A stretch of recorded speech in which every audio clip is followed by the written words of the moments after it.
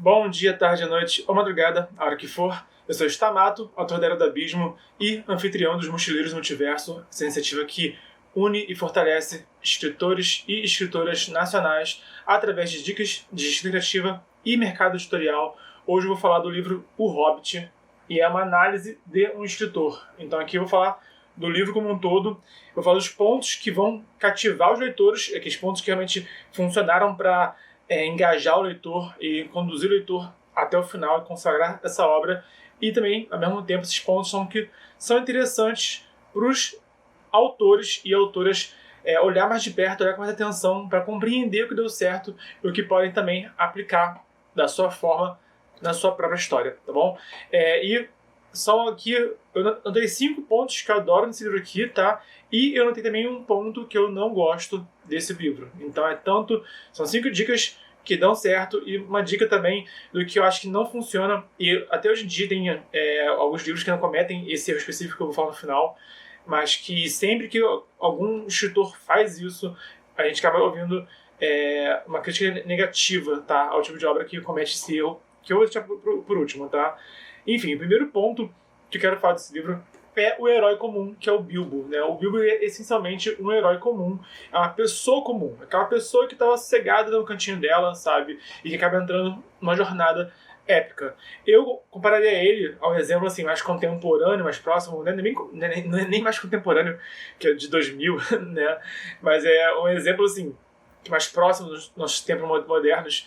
Eu apontaria o Neo do filme Matrix, né, da trilogia Matrix, vai ter agora um quarto Matrix, né?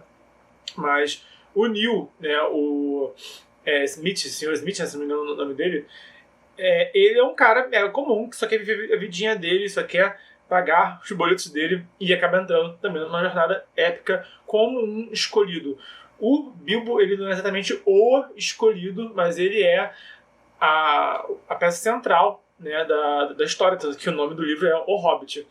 Mas a questão é que a construção dele como herói comum é o que torna ele tão reconhecível para tanta gente, sabe? Você vê ali o Thorin Escudo de Carvalho, que é um guerreiro ambicioso, que quer reconquistar, né, as terras dos anões, vê o Gandalf, um mago sábio, e o Bilbo, sabe? Que até os anões, né, da comitiva ficam tipo, mas por que a gente precisa desse cara, sabe? Todo mundo aqui luta, todo mundo aqui tá pronto pra jornada, sabe? Esse cara aqui vai fazer toda a diferença. E isso faz com que qualquer leitor se identifique com o Bilbo. Eu falei sobre ele de forma assim, bem mais específica no vídeo de análise de personagem do Bilbo. Então tem um card aqui que vai aparecer em algum momento aqui do meu lado. Você pode depois desse vídeo conferir também esse vídeo para realmente ver cada detalhe do Bilbo que torna ele tão interessante, tá? Mas logo de cara não posso deixar de citar que ele é muito interessante. O segundo ponto que eu gosto desse livro é que ele não se prende a arquétipos, tá? Quando você estuda escrita criativa, sabe? Você conhece várias... Eu não sou a favor de nenhuma fórmula de bolo, tá? Mas a fórmula de bolo mais famosa, que muita gente segue, tá? É a jornada do herói. E que tem os arquétipos do herói, do sábio, né? Do mentor, e etc. Eu não sou fã de me prender a esse tipo de arquétipo. E o Hobbit, sinceramente, ele consegue também fugir desses arquétipos. Porque você não esperaria que um Hobbit seria... Sabe, o modo como o Hobbit construído, você não esperaria que ele fosse o herói da história, sabe? Esse grupo de anões também não é um grupo que você esperaria como heróis de uma saga. Se você for ver as grandes sagas, até mesmo O Senhor dos Anéis, né? Tem um grupo bem mais heterogêneo, né? Você vê no Senhor dos Anéis, você consegue ver vários arquétipos. Vários arquétipos você consegue ver ali no Senhor dos Anéis, tá?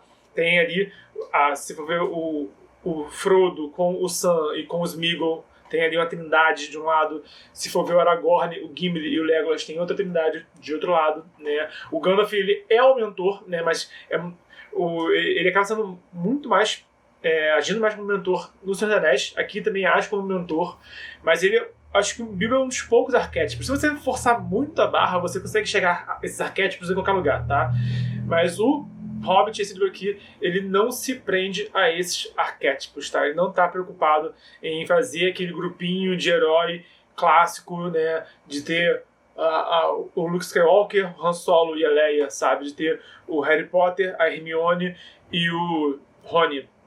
Então, o fato dele ter tantos personagens, né, os anões, toda a jornada que eles passam, sabe? É um livro, por exemplo, que o antagonista seria o Smaug, mas ele não funciona como um antagonista clássico, sabe? Tanto que nos filmes eles adaptaram, né? Botaram o Azog, que nem tem no livro, como vilão dos filmes, sabe?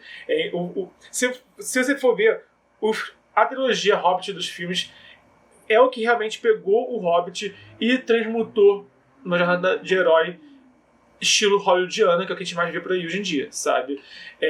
Mas só funciona como uma jornada do herói hollywoodiana nos filmes, tá? No livro, tudo que tem de diferente é justamente para afunilar, né? Para retalhar a obra para atender a esse modelo, esse molde. Então, esse livro que não se prende a arquétipos, até usa o Gandalf, por exemplo, mas não tá ali usando de forma tão intrínseca, sabe? Então eu acho muito interessante ler um livro que é um clássico, que é um referencial, que é consagrado, tá? E que não se prende à maior fórmula de bolo que a gente tem hoje em dia. Eu acho muito interessante ler isso. Eu não sou fã de tudo que esse livro tem, tá? Mas mesmo assim, ele é muito autêntico. E eu admiro a autenticidade desse livro. O terceiro ponto é que também não se prende a estruturas narrativas, tá? Não tem aquela coisa a história se divide em 3 arcos e o segundo arco se divide em A e B, sabe? Cara, não tem isso. A história ela segue o fluxo que deu na telha do Tolkien, basicamente, sabe? Tem a Floresta das Trevas, sabe? Tem a parte que o Bilbo conhece o Gollum e encontra um anel, sabe? A Batalha dos Exércitos, que é o nome do terceiro filme, é meio que um plot twist, sabe? No livro, sabe? Você não, quando vem a Batalha dos 5 Exércitos, sabe? Você não esperava que aquilo acontecesse. Sinceramente, você não esperava, sabe? Você acaba imaginando que os anões vão encontrar o dragão, o Smaug, lá na Montanha Secretária, e vai ser esse seu clímax, sabe? O clímax acaba sendo outro, no fim das contas. Então, isso é uma forma de um plot twist interessante, que eu não sei se foi proposital, acho que não, mas, enfim, esse livro aqui, ele não se prende àquela jornada do herói, até tem a questão do chamado para aventura, o herói relutante, até tem, tá? Mas me parece muito mais que... porque essas teorias de jornada do herói que hoje em dia são usadas, revelaram depois disso daqui, sabe? Então, é como se realmente esse livro usasse alguns dos arquétipos, mas não todos, de forma subconsciente, que é o que prega a jornada do herói, que essas imagens, né, esses elementos, eles são do subconsciente, é o que dizem. Eu acho que até são, mas não tanto assim.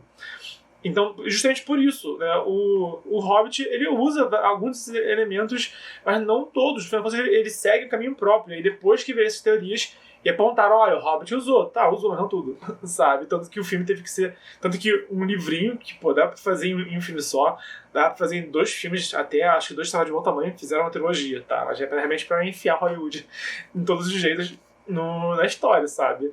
Mas quando você lê esse livro, você percebe que a história segue o fluxo que ela tem que seguir, sabe? Ela tem... O Tolkien realmente escreveu o que ele quis, as histórias que ele quis contar, sem ficar seguindo forma de bolo. Muito possivelmente ele nem sabia fazer ideia do que era o Era de Mil Faces quando ele escreveu esse livro, tá?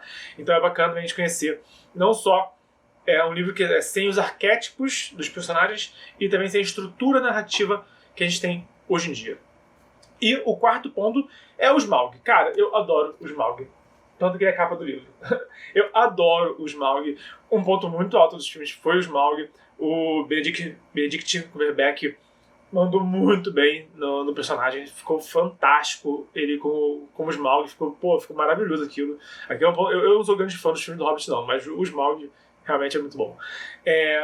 Então, o Smaug, ele é uma presença muito interessante, porque ele é aquele antagonista que ele tá lá dele, sabe? E você sabe que ele vai ser encontrado. E todo mundo tem um cagaço dele, porque é um maldito dragão gigante, sabe? Mega poderoso. Então, e todo mundo sabe que ele tá muito acima né, de todos os heróis mesmo juntos. Né? Não dá pra encarar o Smaug de cara a cara. Tanto que no filme, quando botam uma cena contra o Smaug, eles inventam um monte de parafernália pra tornar isso interessante e ficou mega legal. Divertido. Não ficou, tipo...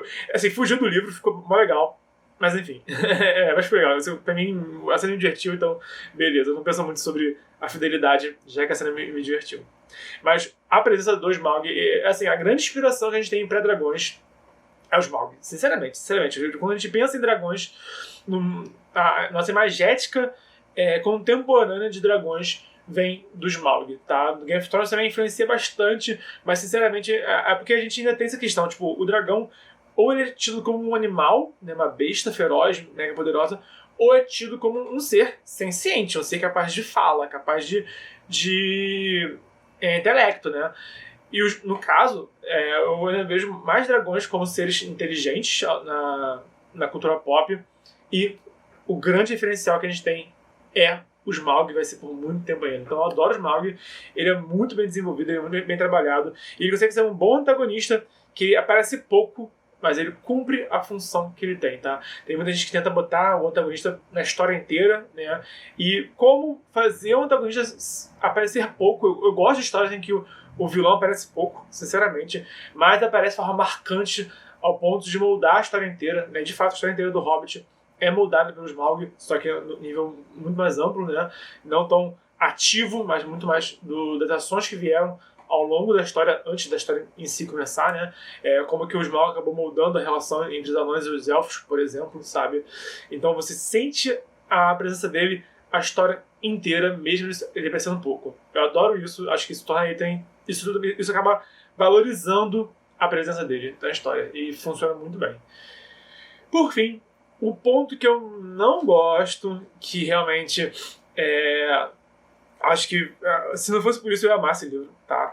Mas que, cara, esse livro aqui, ele pula cenas importantes, tá? Eu não vou dar spoiler, mas eu já vi a gente nesse tipo de crítica, sabe? Tipo, o grande momento da história que parece que vai ser tal momento, e aí, tipo, o capítulo seguinte é o pós aquele momento. Eles comentando como foi o desenrolar da história, sabe? E o leitor quer ver a cena. É um momento climático, tá? Então tem um momento muito importante nessa história, que eu não vou entrar em detalhes, que o Tolkien não narrou, não sei porquê, sabe? Ele narra em detalhes ali o Bilbo e os anões contra as aranhas na Floresta das Trevas. Narra em detalhes eles contra os Trolls, né? Quando os Trolls capturam os anões e o Bilbo salva eles, sabe? Tem várias cenas. A cena até é um embate não físico, mas um embate intelectual entre o Bilbo e o Gollum. Cara, tem muita cena muito interessante, sabe? E muito detalhada. Aí, mais pro final do livro, a cena que eu acho que deveria ser realmente, sabe, mais importante dentro da história, sabe, acaba pulando, né? E eu não quero dar exemplo para não entregar para quem não leu ainda, tá? Só ler, sabe? Quem já leu sabe do que eu tô falando. Mas a gente vê isso, por exemplo, às vezes em séries de televisão isso acontece. Tipo, tinha uma cena que é mega legal, eles dão uma resumida, dão uma pulada por questões de orçamento. Até por exemplo, o final do filme do Monty Python e o Cálice Sagrado, Em Busca do Santo Graal, Em Busca do Cálice Sagrado. Agora eu confundo o nome em português. Mas enfim, bota Monty Python, Santo Graal. Tem crítica desse filme aqui no canal, inclusive, né? Aqui no meu canal. Mas o final desse filme acabou sendo moldado pelo orçamento. Eles tinham uma ideia de uma cena final, não tinham orçamento para fazer essa cena, e aí deram um final anticlimático. Mas que para um filme de humor ficou maravilhoso, né? Mas essa questão, sabe? Foi um orçamento que fez eles mudar a cena, né? Fazer cena diferente. Num livro não tem orçamento, sabe? Realmente a criatividade do escritor, sabe? A narrativa, a descrição, o diálogo. Então, eu acho que a cada cena tem que ter sua importância. Se a cena não é importante, sabe, você não... Mesmo no livro de aventura épica, sabe, algumas cenas são sim mais importantes do que as outras, sabe? Então, enfim, né? Tem cenas que eu acho que não dá pra pular. Tipo, imagina só se é um filme de romance, um livro de romance, e aí pula o primeiro encontro do casal, sabe? Não, a gente quer ver o primeiro encontro do casal numa história de romance, sabe? Isso é um livro de... Isso é um filme de terror. A gente tem que ver alguma coisa acontecendo ali pra gente sentir aquela história. Um exemplo, o Hannibal Lecter, né? O primeiro filme dele é o Silêncio dos Inocentes. Ver o Hannibal, né, agindo como canibal faz toda a diferença, sabe? A gente ter esse medo, a gente ver, né? Ele não é só um medo, ele não é só um medo, né? Ele não dá só medo, ele dá motivos para ser temido, sabe? Então, assim como a gente precisa ter medo do assassino de forma prática no filme de thriller, né? Como a gente tem que ter a cena romântica no filme romântico, a gente tem que ter cenas climáticas nas histórias épicas, tá? E esse livro pula uma cena que é muito importante. Então, quando você for preencher essa história, tenha essa consciência. Não importa qual o gênero, tá? Mas tenha essa consciência, tá? Que quando você gera uma expectativa, quando acontece algo importante, você tem que dar valor na história, você tem que dar conteúdo à história. O leitor tem que gostar de ler essa cena, não só tipo, foi muito importante. Enfim, esse é o único ponto que a gente não sou tão chegado nesse livro aqui. Mas temos aqui, eu citei, foram quantos? Eu errei a conta, tá? Foram 5 pontos que eu citei a favor, que foram o herói comum. Eu pulei um ponto. Ah, moleque. Desculpa, eu pulei um ponto. Ok. Pra finalizar, então, eu vou falar um ponto que eu fui aqui pegando minha cola, tá? E acabei pulando. Esse livro também tem... É um livro sobre, basicamente, uma jornada pelo tesouro. A gente tem várias histórias de jornada pelo tesouro, desde Rei Arthur, né, em busca do Santo Graal, sabe? Como várias histórias assim, que é isso? Tipo, a história de pirata, né? A história de, tem um baú, pirata escondido, sabe?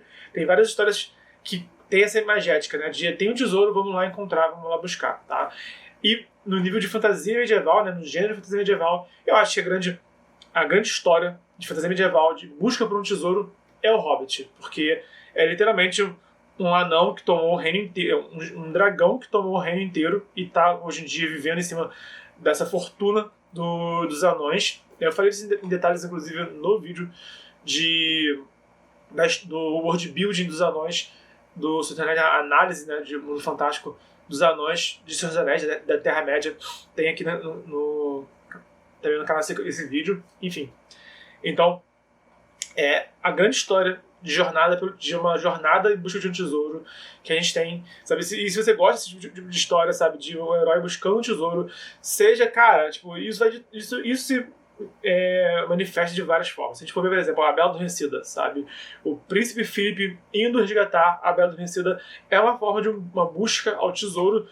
Ela é uma princesa, então ela também tem uma fortuna, né? Mas além dessa fortuna da princesa, o amor, no caso, também é uma fortuna, no caso da Bela Adormecida, sabe? Histórias de piratas tem muitos casos de busca ao tesouro também, né? Enfim, de certa forma, o Aladdin também tem essa questão, só que a cena do Aladdin, né, da Disney, de busca ao tesouro é uma cena bem específica, mas que...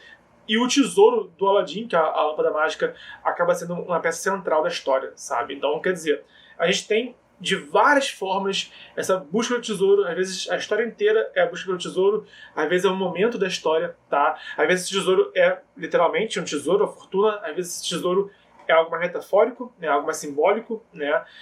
Enfim, então eu acho que a gente teve, por exemplo, o Rei Arthur, como eu já citei, mas do Rei Arthur, que tem séculos, né? E do Hobbit, que não tem nenhum século de vida ainda, tá chegando lá. Essa aqui é a história contemporânea de uma busca a um tesouro, tá? E é muito legal. Essa busca por esse tesouro é um dos pontos que você acompanha esse livro por causa do Bilbo e do Thorin, são os principais, né? Você acaba gostando deles e querendo ver o desfecho da jornada deles, né? Mas você também acompanha essa história pela essa ansiedade, né? De, pô, e o Smaug, né? Quero ver esse Smaug aí, falam dano dele, quero ver a presença desse dragão, né?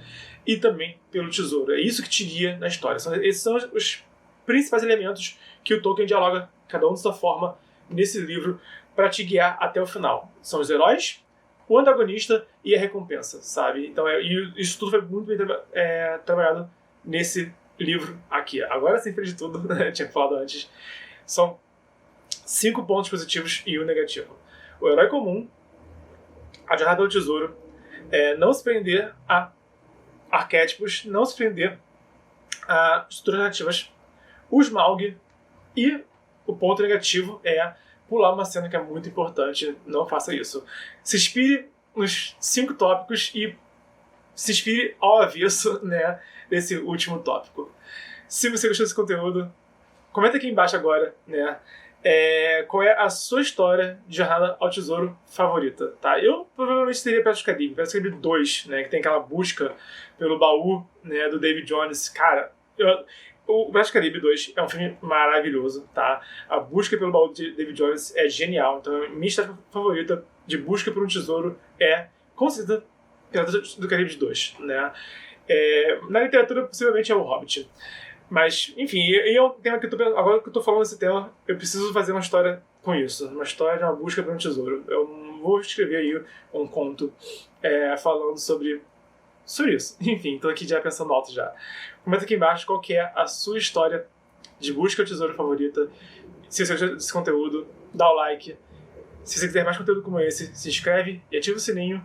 E se você conhece alguém que pode se interessar por esse conteúdo, envia também na rede social. Estamos no desafio 366 dias de escrita. É vídeo de mercado editorial, escrita e cultura pop, todo dia de 2020. Então, até amanhã.